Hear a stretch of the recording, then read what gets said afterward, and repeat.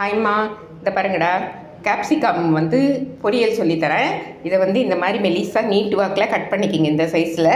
அதுக்கப்புறமா கடாயில் வச்சு எண்ணெய் வச்சுட்டு அதுக்கப்புறமா கடுகு, உளுத்தம்பருப்பு, கருவேப்பிலை போட்டு தாளிச்சிட்டு இதை எடுத்து அதில் கொட்டிட்டு நல்லா மெத்துன ஆற வரைக்கும் அந்த எண்ணெயிலேயே வதக்கணும்ப்பா.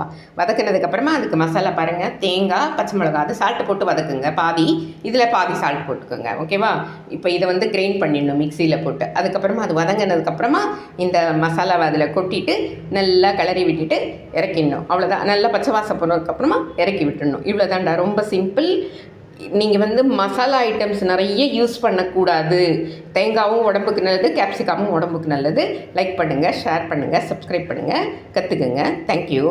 இங்கே பாருங்கம்மா, இது வந்து இந்த பார்த்திங்களா நல்லா வதங்கிடுச்சு. நல்லா வந்து 3/4 பாகம் வதங்கினுண்டா. நல்லா 3/4 பாகம் அதோ இப்படி ப்ரெஸ் பண்ணோன்னா அதான் வெந்து போயிடும். பார்த்திங்களா? அந்த மாதிரி 3/4 பாகம் வெந்துடணுண்டா. 3/4 பாகம் இந்த எண்ணெயிலேயே வேகணும். சரிதா? அதுக்காக நிறைய ஊற்ற வேண்டாம். ஓகேவா? அது இழுக்காது. ஓகே, அவ்வளோதான். இப்போ பாருங்கள், இந்த மிக்சியில் போட்டிருக்கேன் பார்த்தீங்களா?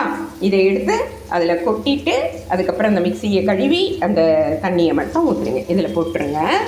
இப்போ வந்து நல்லா போட்டுட்டு இது பாருங்கள், இது அந்த மிக்சியை கழுவி அந்த தண்ணி கொஞ்சமாக தண்ணி ஊற்றிட்டு அது வந்து அந்த காரம் ஃபுல்லாக அதில் வந்து பிடிக்கிறதுக்காக வேறு ஒன்றும் இல்லை. அந்த 1/4 பாகம் இந்த தேங்காய் மசாலாவில் வெந்துச்சுன்னா அவ்வளோதாண்டா. இதை பார்த்தீங்களா? கேப்சிகம் பொரியல் சூப்பராக இருக்கும். சாப்பாட்டுக்கு வச்சுக்கிட்டு சாப்பிட்லாம். தொட்டுக்கிறது கிடையாது. இது சாப்பாட்டிலையே கலந்து கொடுத்துட்டீங்களா? நீங்கள் வந்து வேணா பொடிசாக கூட கட் பண்ணி நீங்கள் இந்த மாதிரி பண்ணிங்கன்னா அது மாதிரி கூட பண்ணலாம். ஓகேவா?